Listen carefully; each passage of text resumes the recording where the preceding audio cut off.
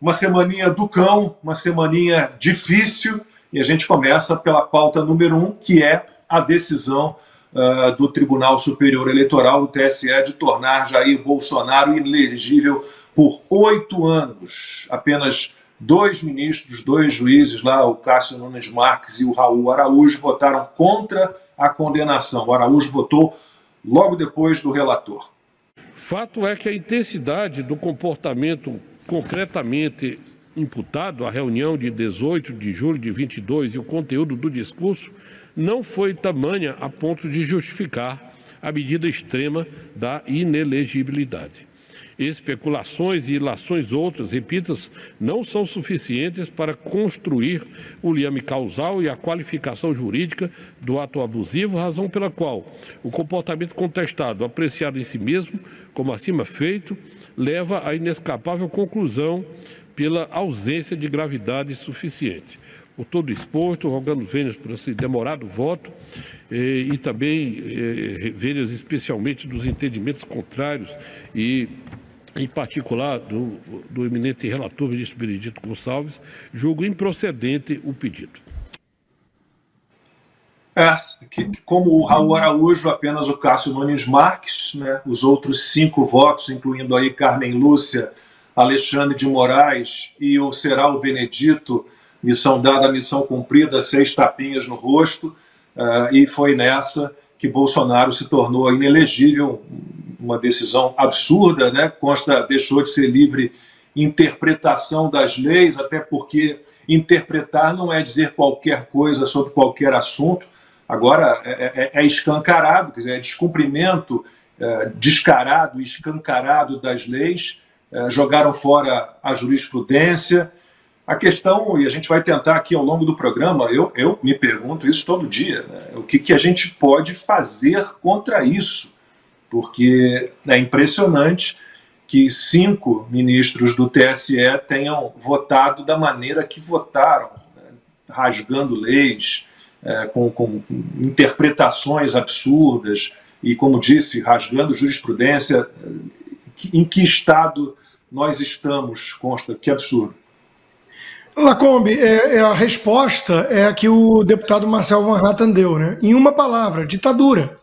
Isso é uma ditadura. Eu vou até começar entrando de sola aqui na turma do conservadorismo gravata borboleta, para agradar a Ana, né? Tem uma turma dizendo assim, fujões, né? Aqueles que saem do país são fujões. Que exemplo eu daria, né, para as pessoas? Bom, essa pessoa que se manifestou dessa forma, né, que fica dando cursos sobre conservadorismo do alto da sua torre de marfim e não suja nunca as mãos com Bolsonaro, muito tosco, né, fica quase indiferente entre o ladrão comunista e o Paulo Guedes e sua equipe, tudo. Esse sujeito não entende o que é uma ditadura. E talvez ele não corra tanto perigo assim na ditadura que o Brasil já virou, porque ele não bate de frente, ele não afronta quem realmente está tocando essa ditadura. Então, se ele tivesse talvez o passaporte cancelado, as contas bancárias congeladas, fosse incluído no inquérito ilegal, fosse censurado nas redes sociais, tudo isso por criticar de forma veemente e com alguma exposição pública a ditadura alexandrina, petista, comunista, aí talvez ele entendesse, né, que ditaduras se combate de maneira tática, inteligente. A resistência muitas vezes é municiada por quem está fora, por motivos óbvios, quem está dentro é mais perseguido. Tivemos boa notícia nesse sentido, o governo Lula estaria desanimado porque a ditadura não está conseguindo trazer como símbolo maior para intimidação e medo, né, a cabeça numa bandeja diretamente aqui dos Estados Unidos do jornalista Alan dos Santos, porque quando chega na Interpol ou no governo americano e olham o pedido, falam, não, mas isso é perseguição política, isso é crime de opinião, isso não existe. Então, eles estão esbarrando nesses detalhes. O que aconteceu com o presidente Bolsonaro foi exatamente isso, todo mundo sabe, missão dada, missão cumprida, tapinha no rosto, perseguição, precisavam torná-lo carta fora do baralho, e a inelegibilidade foi a escolha mais segura desse sistema podre em conluio aí do tucanopetismo. Né? A prisão é sempre uma alternativa, mas eles preferiram logo tornar inelegível. No mesmo dia o que é a delícia da ironia do destino, em que Maduro, na Venezuela, tornou uma opositora 15 anos inelegível também. Ou seja, o Brasil, como disse o Luiz, da conta Oi Luiz, o Brasil está ficando cada vez mais maduro, né? E para quem acha que não há risco de virar comunismo, né, pelo menos mais da metade dos eleitores, segundo uma pesquisa recente, estão cientes desse risco, né? Tá aí a prova, né? Quer dizer, no mesmo dia acontece essa decisão lá e no Brasil, e o Lula ainda se diz com orgulho de ser chamado de comunista e chama de fascismo defender pátria e família, né? Agora, o resumo da ópera bufa é o seguinte, né? Dilma sofreu impeachment, o artigo 52 da Constituição é claríssimo, o Lewandowski, amigo da família de Lula, foi lá à época e rasgou a Constituição e ela disputou a vaga do Senado e perdeu para o Rodrigo Pacheco. O Lula foi condenado em várias instâncias por corrupção, provas sobradas, e num malabarismo tosco supremo, ele foi solto, tornaram ele elegível e ele venceu numa disputa para lá de manipulada pelo próprio TSE partidário. Bolsonaro se reuniu com embaixadores e isso afeta a democracia no Brasil. O abuso de poder para influenciar no voto dos embaixadores, dos gringos, uma coisa estranha, né? Talvez, Lacombe, se o Bolsonaro tivesse se reunido com ditadores comunistas, nada disso teria acontecido. A gente falou sobre isso domingo passado, né? O Bolsonaro não era nem candidato ainda. E a reunião que ele fez foi uma resposta a uma reunião que o Edson Fachin, do STF, fez antes, né, quase um mês antes, com diplomatas, com embaixadores. Aí sim, né, um ministro do STF não tem nada.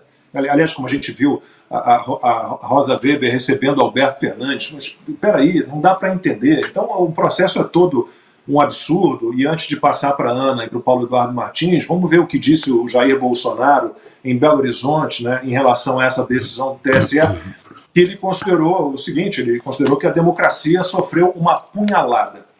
Para ser emblemático para mim, como foi o 6 de setembro de 2018, quando levei uma facada pela frente, hoje levei uma punhalada com essa adesão. Quem levou a punhalada não foi Jair Bolsonaro, foi a democracia brasileira. Ana, vamos lá. Carmen Lúcia, no voto dela, disse que o Bolsonaro atacou ministros do STF e, com isso, na cabeça dela, atacou o STF. Então, a gente deduz o seguinte, que qualquer crítica a um político agora é uma crítica também às instituições políticas. E ela também falou que não há democracia sem um judiciário independente, mas a gente tenta entender o que é essa independência. É uma independência para não cumprir as leis, para fazer qualquer tipo de interpretação das leis, para fazer perseguição política, para suprimir a opinião, suprimir o debate. Foram votos escabrosos, esses 5 votos favoráveis à inelegibilidade. Lá eles querem um judiciário independente para continuar interferindo nos outros poderes, né? Só para pegar o gancho do Constantino, né, essa direita permitida, né, no Brasil, Paulo Figueiredo costuma muito chamar de direita trans, porque de direita não tem absolutamente mais nada, né? Primeiro, que parte dessa direita permitida aí no Brasil, direita limpinha, engravatada, queria cargos no governo, alguns até conseguiram, mas foram mandados para fora e aí ficaram com aquele ressentimento e se tornaram completamente anti-Bolsonaro, esquecendo uma palavra importantíssima no verdadeiro conservadorismo e liberalismo, o pragmatismo. Eu não vou olhar o político, eu vou olhar a agenda, porque o governo do presidente Bolsonaro tinha uma agenda virtuosa, sim, bastava olhar com pragmatismo, né? E essa direita permitida e limpinha que não quis sujar as mãos no ai que horror no bolsonarismo, ou não, nem no bolsonarismo, no governo do presidente Bolsonaro, pregou voto nulo, disse que voto nulo era belo, era moral, né? Colocou o Bolsonaro e Lula no mesmo patamar. Aí ali no finalzinho, né, nos 45 do segundo tempo, no segundo turno, tentaram emplacar algumas declarações nas redes sociais, mas o povo já acordou e já entendeu que agora essa gente já está, inclusive, dizendo olha que beleza, pensem bem, o Bolsonaro fora do cenário pode ser uma coisa boa para a direita. Quem sabe agora uma verdadeira direita vai ascender no Brasil, essa gente provavelmente vai começar a vender curso para vender solução. Lembrando que nós não temos uma direita no Brasil, uma direita inglesa, uma direita francesa, uma direita americana. Nós não tivemos Edmund Burke, ou Russell Kirk, ou Ronald Reagan, ou Thatcher, ou Churchill. A nossa direita ainda está engatinhando aos trancos e barrancos. E o mais importante dos últimos 4 anos era, sim, a agenda virtuosa de um governo que teve seus defeitos, mas sempre na tentativa de acertar, nunca foi defeitos metidos com corrupção ou com esquemas de projetos de poder, mas essa direita permitida não quis olhar. Indo para Carmen Lúcia Lacombe, eu achei impressionante uma fala dela, eu até anotei aqui. Ela disse o seguinte: houve agravos contra o Poder Judiciário, a desqualificação do Poder Judiciário com a exposição de fatos refutados por este tribunal.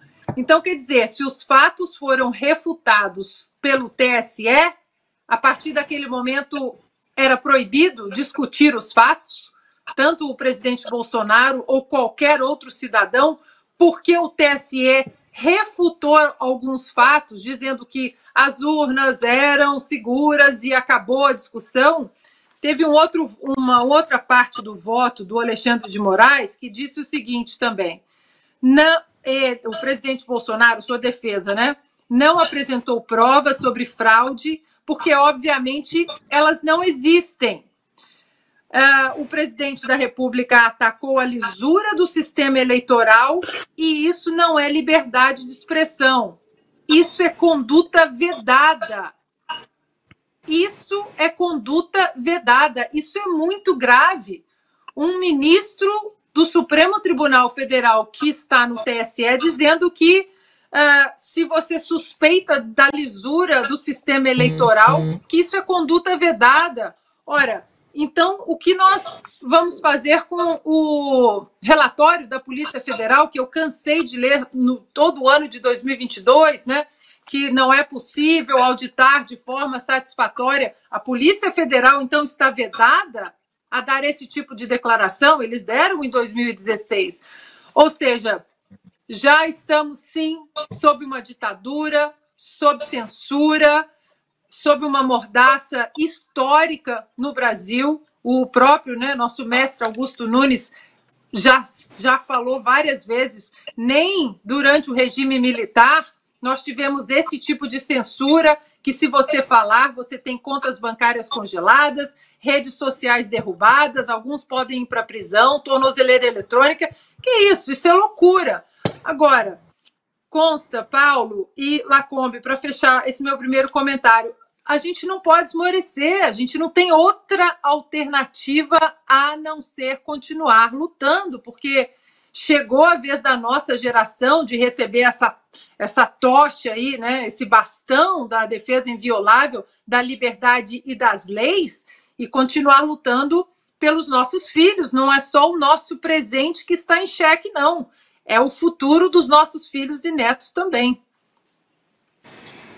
O debate foi interditado, né? O Alexandre de Moraes ele chegou a dizer no voto dele, né, que tinha avisado que quem lançasse dúvidas sobre o processo eleitoral seria punido. E aí a gente fica, claro, se perguntando sempre, né, em que lei está escrito, né, que a urna eletrônica é sacrossanta, que o sistema eleitoral brasileiro é perfeito, que não há nada a melhorar nesse sistema, né, e que opinião, Paulo, passou a ser crime, que o debate está interditado. Então a questão é, vivemos numa ditadura, a gente não tem outra resposta, e que fica cada vez mais forte, cada vez mais pesada. O regime ele colocou fim ao debate sobre um determinado tema. Olha, tá aqui, o conhecimento final é esse, e fim da história. E quem ousar questionar, quem ousar buscar aperfeiçoamento, inovar, trazer novos argumentos ou nova visão sobre esse tema, vai estar banido, porque isso não interessa ao regime. É uma insanidade completa. Em qualquer lugar do mundo isso seria um escândalo. Mas no Brasil, o que está acontecendo é a união tácita de algumas forças tradicionais para banir do cenário público, do debate público, determinado grupo político e social. Então, a esse grupo político e social não há direito nenhum, não há lei, não há nada. A lei, ela decorre de uma espécie de acordo social, né? Ou seja, de elementos que são aceitos para viver em grupo.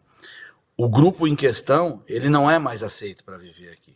Ele não é mais aceito para viver neste grupo. Então, dar a esse grupo o direito da lei, o que está na lei, é algo que não faz sentido para esse pessoal. Por isso que faz um julgamento político.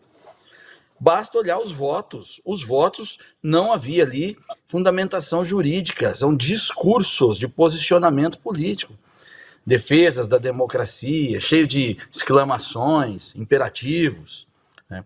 Palavras de ordem de quem realmente fez uma opção política, a opção política de banir do sistema, do grande acordo, um ator que representa um grupo político e social. É evidente que isso é muito ruim, porque isso tira completamente a previsibilidade de situações, a segurança jurídica, não há mais garantia de nada. Você vive no Brasil e tem a sua liberdade de expressão ou a sua condição de se manifestar politicamente como se fosse uma concessão do grupo dominante, do grupo hegemônico. E não é para ser assim. Inclusive, a democracia é uma garantia dessas manifestações para que a sociedade continue a se desenvolver, continue a debater, continue a evoluir. O que há é um sufocamento, né, e uma suspensão desse processo, porque do jeito que tá bom. Tem que banir esse pessoal novo que chegou, que é representado pelo presidente Bolsonaro.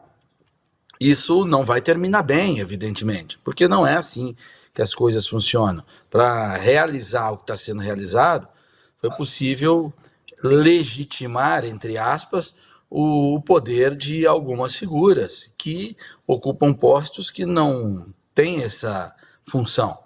É óbvio que isso, em algum momento, vai começar a ferir interesses do próprio grupo hegemônico e haverá aí fissuras entre esse grupo e esse sistema, vamos dizer, esse regime, ele vai começar a chacoalhar, porque não há outra definição para o que nós estamos vivendo.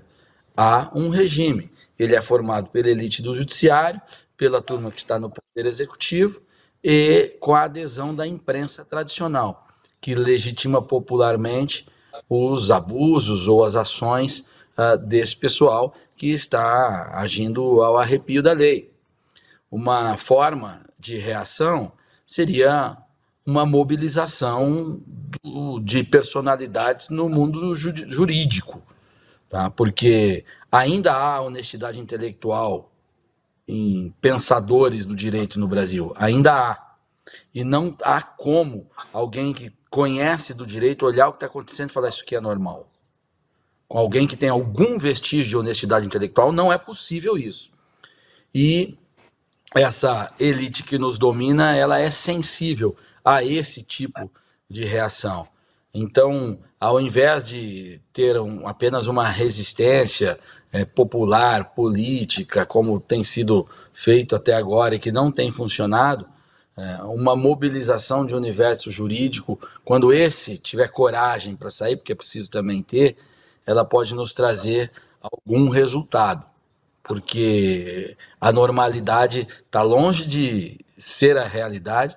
Aliás, a exceção foi reconhecida, inclusive, por uma ministra do Supremo Tribunal Federal, quando, à época da resolução do TSE, a lei diz assim, isso aqui é inconstitucional, mas até tal dia pode, né?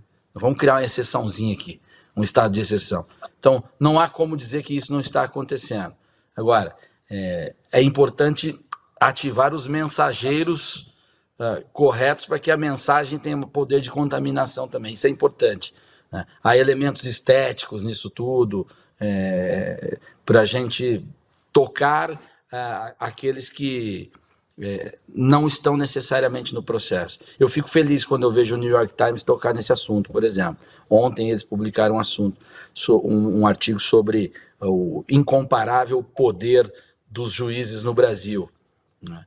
Então, há um processo se iniciando que o Brasil não tem o protagonismo internacional que o brasileiro acha que tem, e por isso os caras não olham bem aqui. Mas quem olhar vai se escandalizar, e isso vai ajudar a gente. Quem pediu a palavra? Ana pediu a palavra, é isso? Não, só para complementar isso que o Paulo disse, nessa minha conferência em Londres, eu não posso dizer quem estava lá, porque foi um acordo que nós ali assinamos, né, dos nomes que estavam lá, mas a boa notícia é que nesse encontro promovido pelo jornalista norte-americano Michael Shellenberger, tinha gente da direita mundial, do centro, tinha liberal clássico, tinha a esquerda moderada, e todos eles com um ponto em comum, preocupados exatamente com a liberdade de expressão no mundo, como algumas legislaturas, como na Alemanha, por exemplo, em outros países da Europa, eles estão se agrupando, se organizando para passar legislações que censurem as pessoas, como o nosso famigerado PL 2630. Então, quando eu apresentei o PL 2630, várias pessoas de vários países, Espanha, Irlanda, Austrália, Nova Zelândia, todos levantaram a mão dizendo que esses países também estão tentando passar esse tipo de legislação. E, o mais importante, um grupo foi criado que se comunica. E essa semana, nos últimos 2 dias, o assunto foi, nesse grupo, exatamente o que aconteceu com o presidente Jair Bolsonaro. Ou seja, a palavra, Paulo, já está saindo para fora do Brasil. As pessoas estão atentas com esse poder inconstitucional dado ao STF e também ao TSE. E agora aguardar esse movimento global também, porque assim como é um movimento global contra a liberdade de expressão, eu acho que o contra-ataque também será numa escala global, e por isso eu tiro o chapéu para essa iniciativa do Michael Shellenberger, e agora tudo que acontece no Brasil está caindo nesse grupo e não vai ser apenas mais de conhecimento doméstico.